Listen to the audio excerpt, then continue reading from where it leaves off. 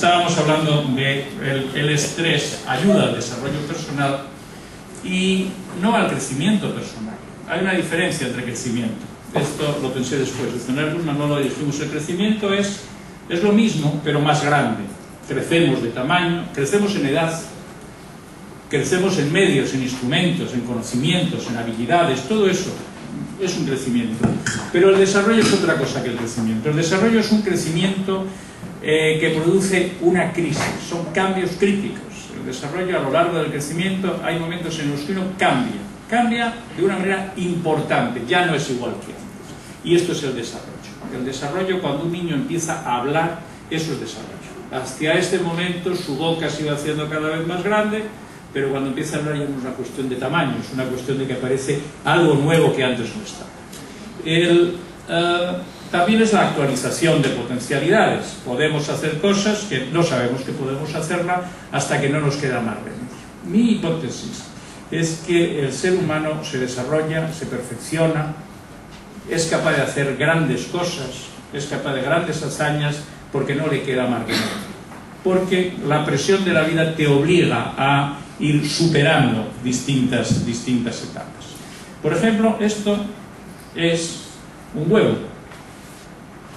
Un huevo es posiblemente la forma más pacífica y serena de existir. Sabe que la superficie es la menor superficie que puede englobar el mayor espacio, lo cual en física debe ser muy importante, indica una gran eficiencia.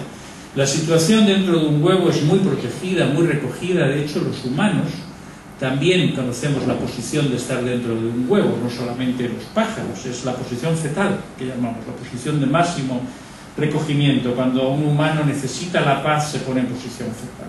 Y un huevo crece, pero sigue siendo un huevo, sigue siendo igual, es más grande.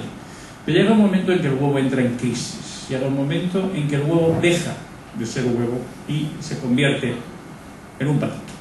Se convierte, en este caso, el pato Donald, se convierte en algo radicalmente distinto. Eso es una crisis, eso es un cambio, es un estrés tremendo. Probablemente el primer estrés serio de nuestras existencias fue el nacimiento.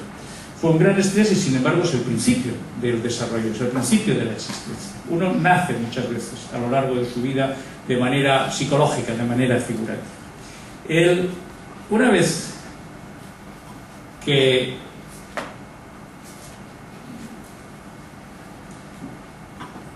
Una vez que existimos, empezamos a crecer, empezamos a desarrollarnos, empezamos a encontrarnos con una estructura que llamamos el psicosoma. ¿Saben que cuando hablamos de psicosomática parece que hablamos de psico y soma? Psico-soma. Esa es la forma falsa de hablar de la psicosomática.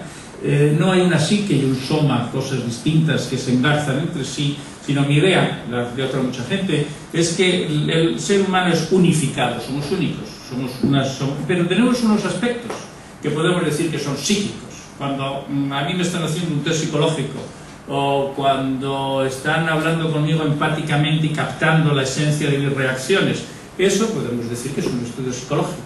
Si hacemos una resonancia magnética y detectamos cuando una persona habla, hay unos estudios de resonancia magnética preciosos en que se ve cómo distintas zonas del cerebro se iluminan según que la persona habla de un recuerdo agradable, habla de un recuerdo desagradable, inventa algo. Podemos medir, lo podemos observar, objetivar, visualizar cómo el cerebro produce pensamientos y emociones, pero eso no es distinto, es lo mismo.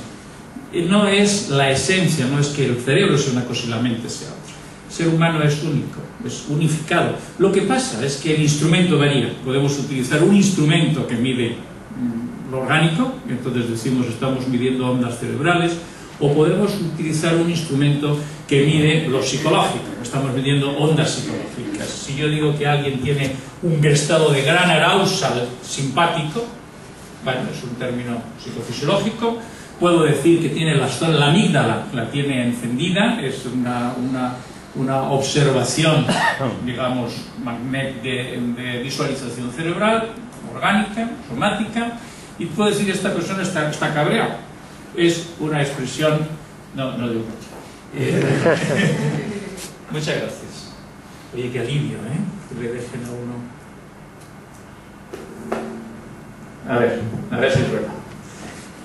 Lo cual es una expresión que indica una percepción psicológica.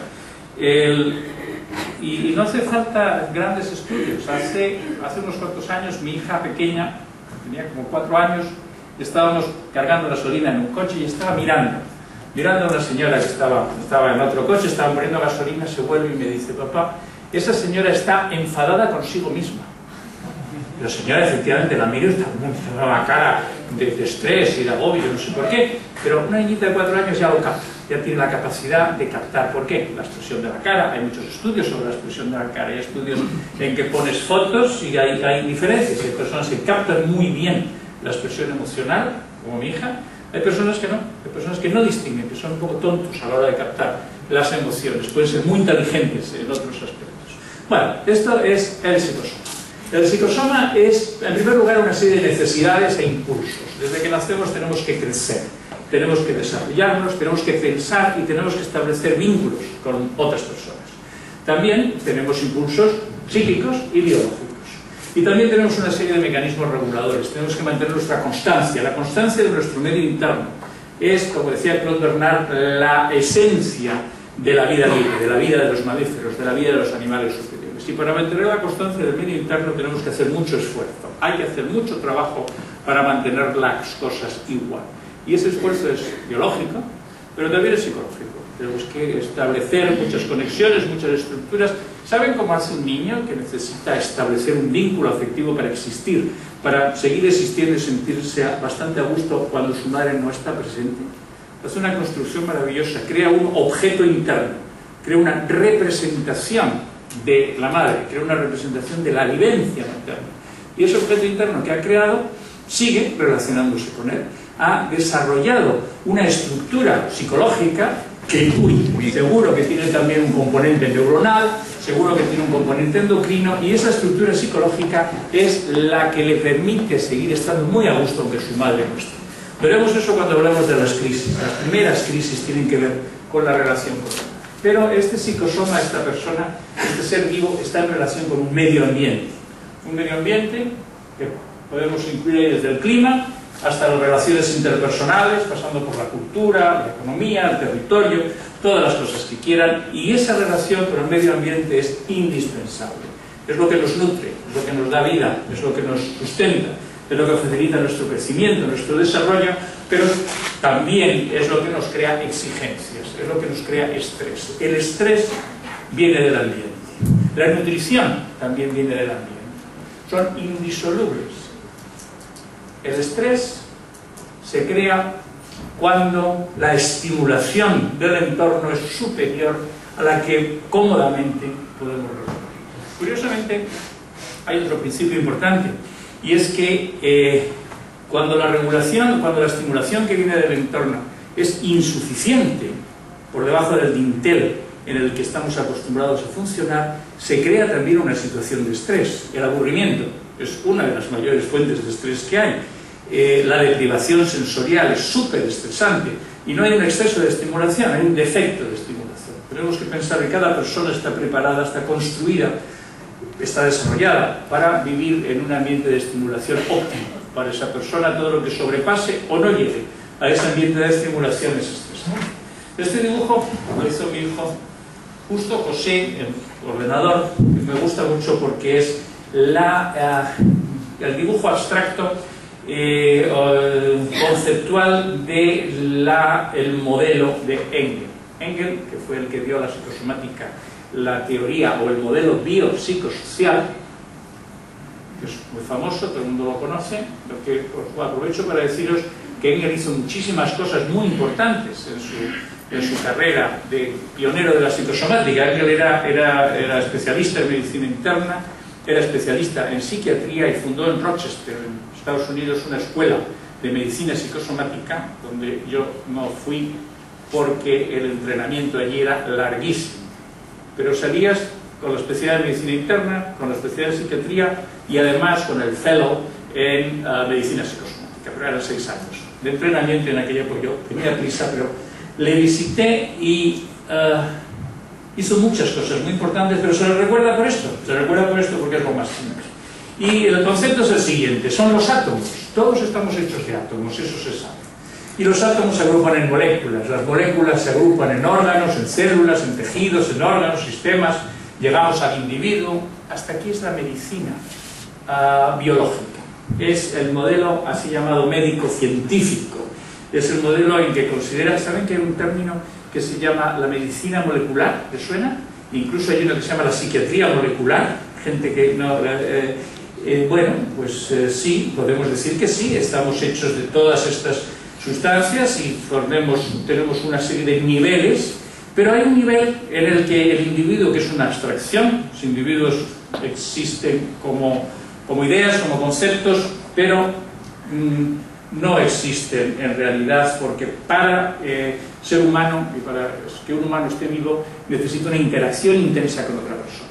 Empezamos a ser personas cuando otra persona nos enseña a ser personas. Las primeras experiencias del niño no son propias, las primeras experiencias del niño son vicariantes. El niño no sabe lo que le está pasando, no sabe lo que está ocurriendo. Él entiende que una situación es placentera porque nota el placer de su madre, entiende que una situación es peligrosa porque nota el peligro de su madre, entiende que él es muy valioso y muy importante, o que es un incordio y algo que sobra, porque nota la reacción de su madre. Y es esta incorporación continua la que nos hace ser alguien, que nos hace ser personas, y a lo largo de toda nuestra vida seguimos con el mismo modelo. A lo largo de nuestra vida siempre seguimos con la misma capacidad de ir nutriéndonos de nuestras relaciones.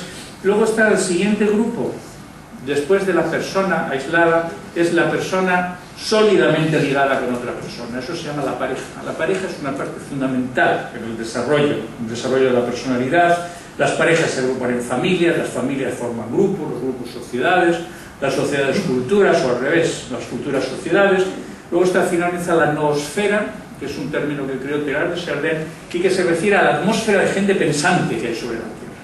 Podríamos pensar que la globalización tiene algo que ver también con el concepto de Teilhard de Chardin. Él tenía la comunicación entre los seres pensantes, tenía un aspecto un tanto metafísico, espiritual. Ahora con Internet empieza a tomar forma sólida esta comunicación. En todo caso, lo que es importante es que cualquier nivel de estos está unido y relacionado con los demás. Esa fue la aportación de Engels. Dijo, podemos estudiar, sí es cierto, ustedes pueden estudiar un ser humano con sus moléculas, pueden decir, tiene tanto de carbono, tanto de hidrógeno, tanto de no sé, perfecto, lo pueden hacer así, pueden decir es una asociación, el corazón funciona, porque etcétera, o lo pueden coger en sus aspectos más psicológicos, interactivos, o incluso pueden estudiar a un ser humano estudiando su familia. Hay una psiquiatría de la familia, hay una que no estudian al ser humano concreto, estudian al grupo de seres humanos que compone una familia.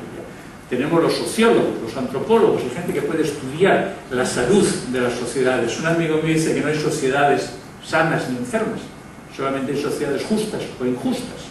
Bueno, es otra forma de decirlo, pero sí sabemos que hay sociedades en que su estructura social, hay culturas en que su estructura cultural favorece un cierto tipo de enfermedades en los individuos y otras son mucho más sanas. Esta es la gran idea de la psicosomática, es que no nos importa, realmente no estamos esencialmente fijados en un nivel, sino que tenemos la capacidad de movernos en todos los niveles e intentar correlacionar unos con otros. La psicosomática es la ciencia y el arte que le interesan las correlaciones entre los niveles más biológicos, los niveles más psicológicos y los niveles más sociales o culturales. Queremos saber cómo se relacionan y se influyen unos con otros.